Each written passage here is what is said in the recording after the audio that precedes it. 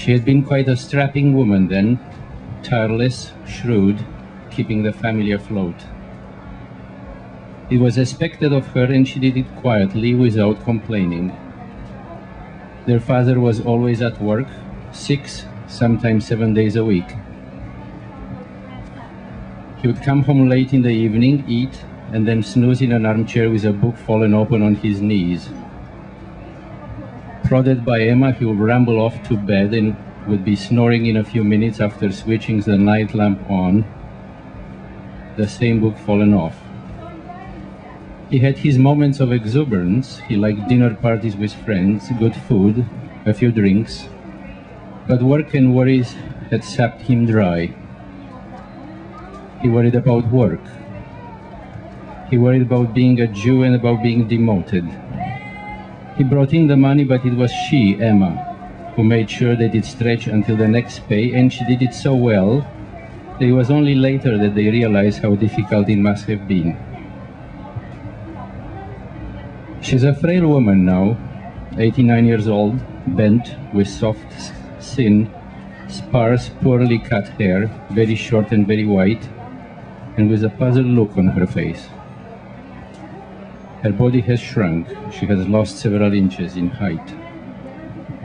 Her face, darkened a bit, has retained an astonishing smoothness. The whites of her eyes are yellow-pink.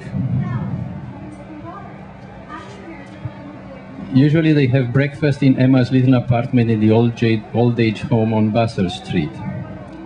Apartment is an overstatement. It is in fact one room, L-shaped, with Emma's bed in the bottom branch of the L hidden by a white wardrobe. On its shelves, porcelain figurines brought by Emma from the old country are comically familiar to them. A shaggy yellow dog, 2 birds staring at each other, an elephant, a lilac-colored shiny piglet amidst luscious greens, a gleeful child riding on a horse stick with a trumpet in his hand. The furniture is functional. A small square table, an armchair in front of the TV, a bookshelf, a sewing machine forgotten in a corner. It is the paintings on the walls, gifted by one of her brothers, that give the rooms its warmth. One of the paintings always holds their attention. It was made on demand, Emma once told them, after a tiny photograph of the house where she had been born almost 9 decades ago in a village in Transylvania.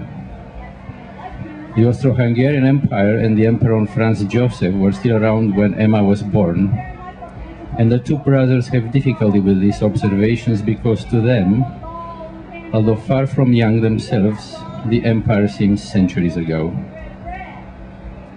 The painting is of a village road with houses on both sides. Only a corner of Emma's house shows, with one window shattered.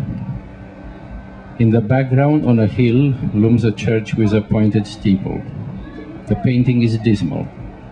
The colors are poor, childish. Somehow the painter got all the proportions wrong. The road is too narrow, and the tree stands right in the middle of it. What kind of a tree was it? They always ask, testing her. A mulberry tree, she answers without hesitation. A mysterious process of miraculous retrieval, an instant drilling through lifelong layers of time. When they have breakfast at Emma's, they bring smoked lard and rye bread. They also bring onions and in-season peppers and tomatoes. They prepare everything, and Emma makes tea, Russian tea she calls it, with lemon.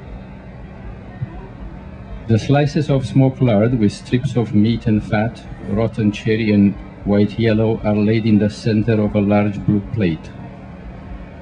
The white onion, also thinly sliced, and the red tomato slices are set around the lard like the perianth of a flower.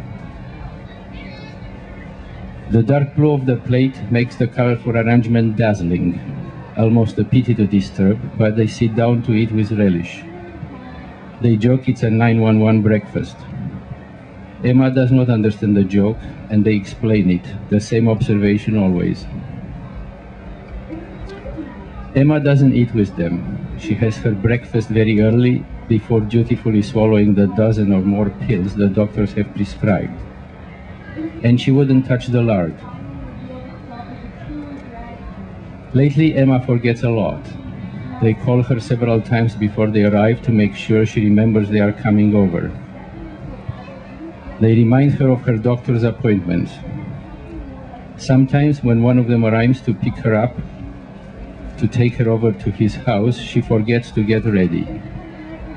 She gets all flustered, ashamed she has forgotten. She's lost track of the birthdays of her grandchildren and of her daughter-in-laws, and lately, she's not so sure about the birthdays of her sons either.